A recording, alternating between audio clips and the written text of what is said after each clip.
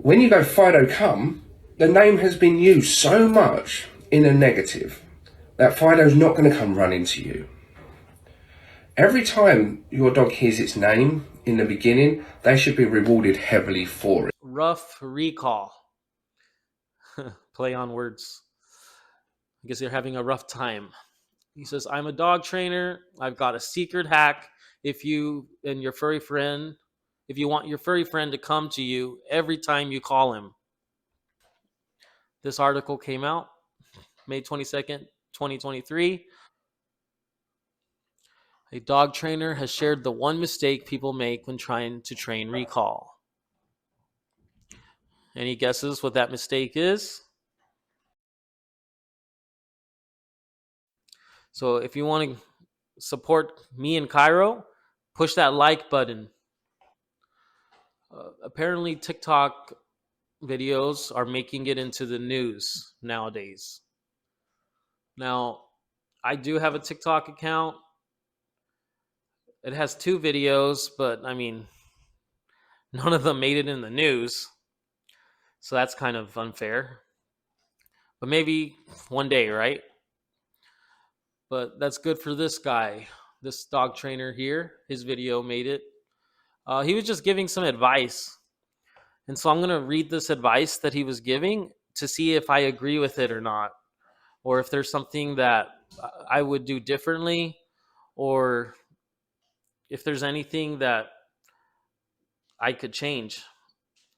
And if there's anything that you think that you would do differently, please put it in the comments. This could be a discussion. There doesn't have to be a one size fits all approach for dog training.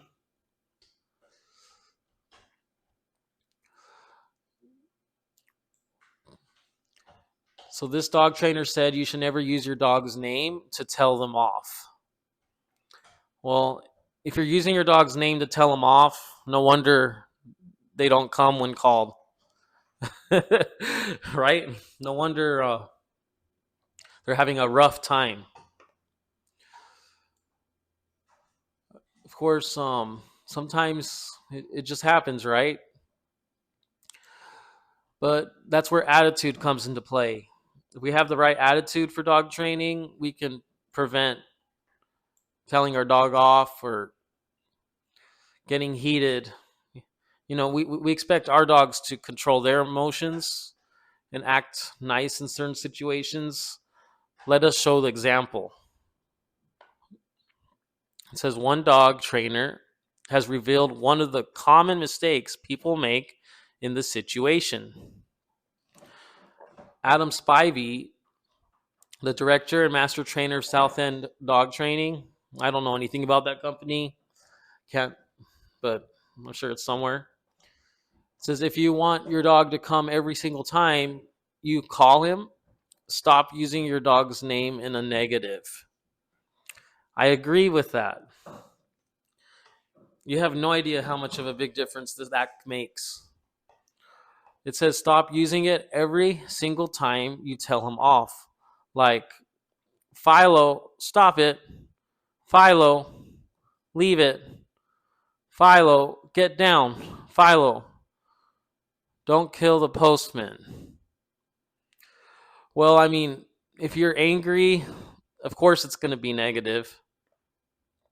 I mean, you can definitely tell your dog to leave it, but it doesn't need to be a negative thing. It's just part of communication. You're like, hey, by the way, there's a dog there, but leave it. You know. So I mean, just because you say your dog's name and tell them something in the negative, it doesn't mean it's negative. I think it's how you say it. Because it could actually be a positive thing if your dog practiced it in a positive way. He went on to share that once you've done this and then switch it up to saying Philo come, the dog then associates the name with negativity. So yeah, I think an example of this is like if you're like Philo, bad dog, or Philo, no. I'm mean, that's how I would look at it, as negativity. If you're saying your dog's name and you're saying no in the same sentence. So yeah, your dog will associate his name that way, and they won't listen. Every time your dog hears its name in the beginning, they should be rewarded heavily for it. So when they hear Philo or whatever your dog's name is, they come running because they know that word is great. And he went on. Adam said that when you bring a dog into your house, they don't actually know names the way we do. Yeah, that's true. Uh, I mean, it's nice to think that they do know their name, but in reality, it's just an association that they've made. So, like for example, when I say my dog's name, it means attention. It means hey, I need your attention now. Or it means I'm about to tell you something now. If I were to just say the command without saying the name first, then that command loses meaning. It's like you're adding more meaning by saying the name first and then adding a command, and your dog will have you'll have your dog's attention very well. I've seen this with my own dog. I've seen this with my clients' dogs. So this is all part of the command structure. We want to be consistent for the dog so that they always associate or so they can understand what we're saying and there's no confusion. So just to demonstrate, Cairo, bed. Good boy. Cairo, sit. Good boy. Cairo, free. Good boy. Like, so if you always say Fido, they'll know to have the attention, to give you attention. But if you keep switching it up, like you call him Fido, and then you say Fido boy, or then a different time, you're like, I don't know, you're just switching it up every time. Yeah, that's going to confuse a dog.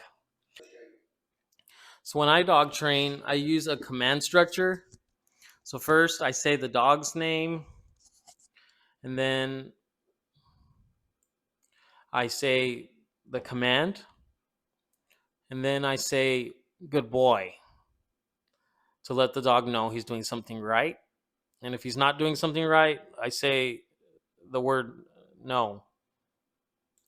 And then I repeat the command. So I use that consistent language, but basically every time the dog hears his name, he knows he's getting a new command. Cairo, bed. Good boy. Cairo, sit. Sit. Good boy. Cairo, free. Good boy. All right. And if I see any other interesting articles, I'll share them with you guys. Like and subscribe for more content, for more tips in dog training. Um, Ciao.